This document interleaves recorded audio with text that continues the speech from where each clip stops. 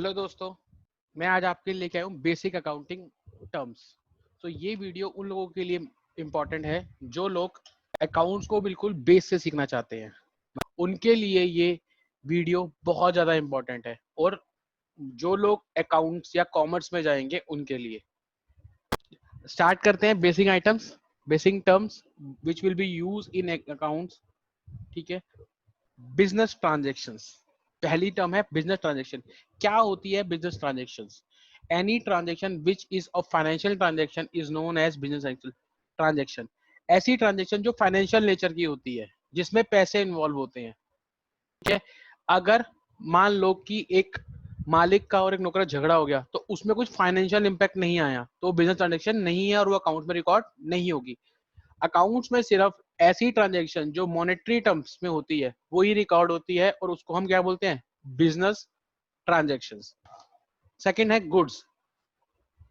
जिस चीज का आप बिजनेस कर रहे हो, फिजिकल अपीयरेंस है जिसकी, जिसका आप बिजनेस कर रहे हो, उसको बोलते हैं goods. Goods are the physical items of trade. Item for which we are doing business is known as goods.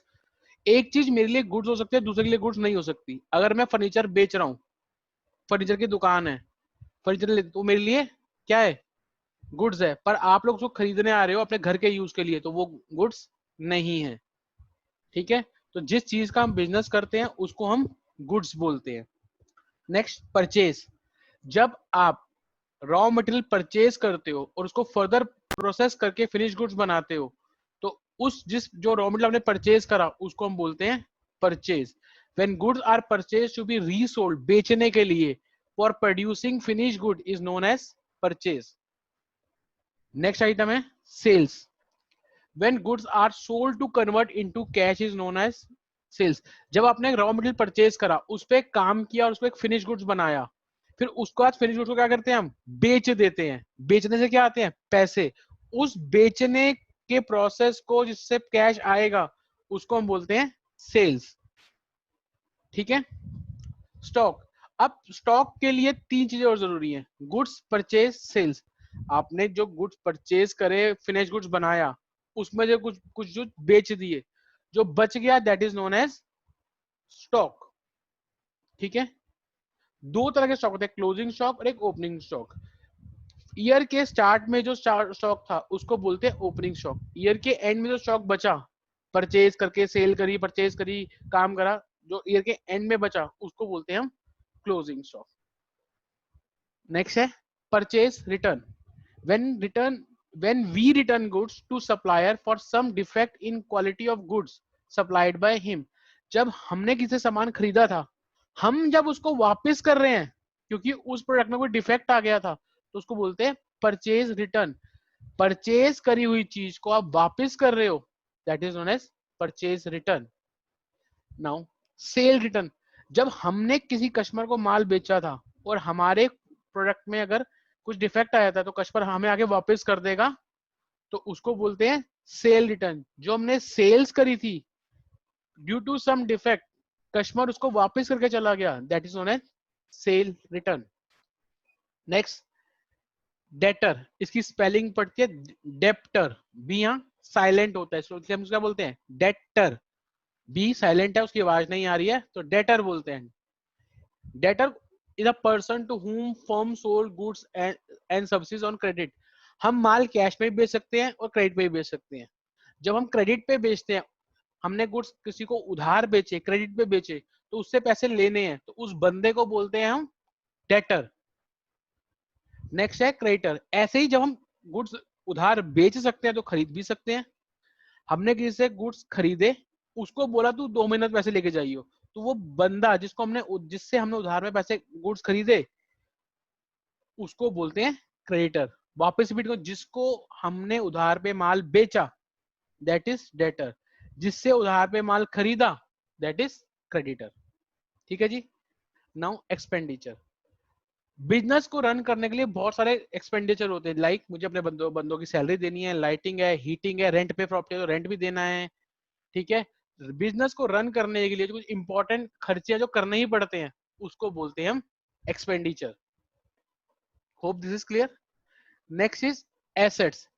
anything which is property of the business and enable the business entity to get benefit in future, that is known as a asset. कुछ भी आपका property है, land, building, गाड़ी ले रखी है, factory में machine है, फर्नीचर रख रखा है, बिजनेस की जितनी भी प्रॉपर्टी है वो सारी हम उसको क्या बोलते हैं, एसेट्स। एसेट्स दो तरह के होते हैं, एक होते हैं करंट एसेट, एक होते हैं फिक्स्ड एसेट। करंट एसेट क्या होते हैं, जैसे आपने स्टॉक लिया वो आपका एसेट है, ठीक है।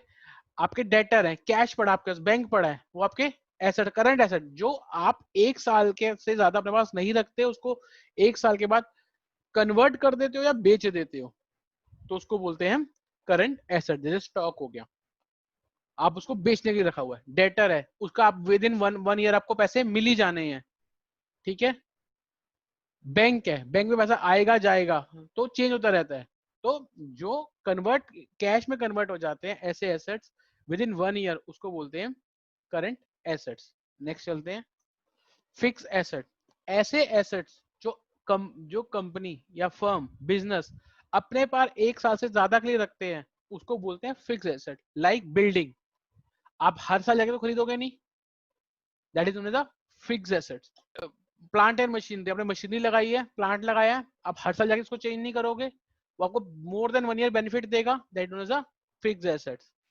फर्नीचर, ऐसा तो नहीं है कि आपने ऑफिस में फर्नीचर रखवाया है, उसको हर हर साल जाके चेंज कराओगे, जब तक वो टूट नहीं जाता, जब तक उसकी अंतिम समय नहीं आ जाता, तब तक उसको अपने पा सकते हैं, तो वो आपको एक साल से ज्यादा बेनिफिट देता है, that is known as a fix assets.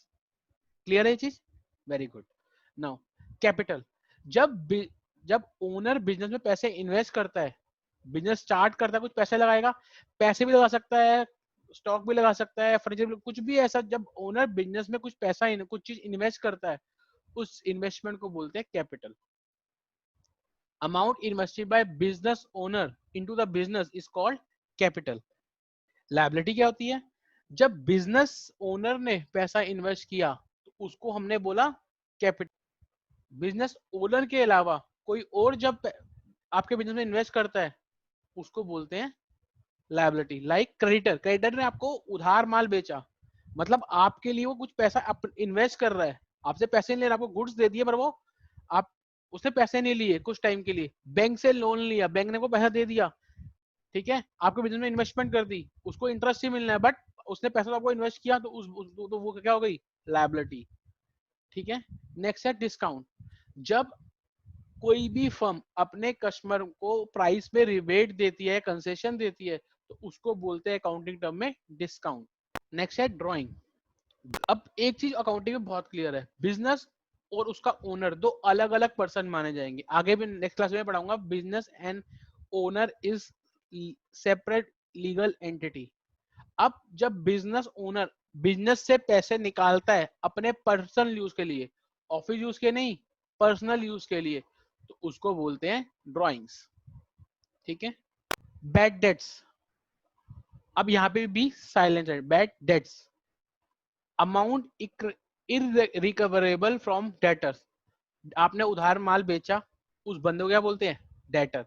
अब उसने आपका माल भी ले गया, बोला 3 महीने बाद दे दूंगा, उसके बाद उसने पैसे देने से मना कर दिया कि मैं पैसे नहीं दे रहा, कुछ भी रीजन से आप भागते हो, उसने मना कर दिया, धोखाधड़ी कर दी, तो उस बंदे को तो वो जो धोखाधड़ी हुई है वो हमारा लॉस हुआ है, उस लॉस को बोलते हैं बैड डेट्स, ठीक है।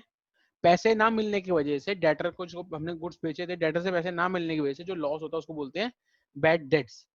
डेप्रिसिएशन, आपके जो फिक्स एसेट्स है, फर्नीचर है, बिल्डिंग है, मान लो आपने फर्नीचर आज लिया था, क्या वो 2 साल बाद भी उसी वैल्यू करेगा, नहीं रहेगा। एक फिक्स एसेट को यूज करने से जो उसकी वैल्यू कम होती है, उसको बोलते हैं depreciation. Fall in value of asset by using that asset is known as a depreciation. Revenue,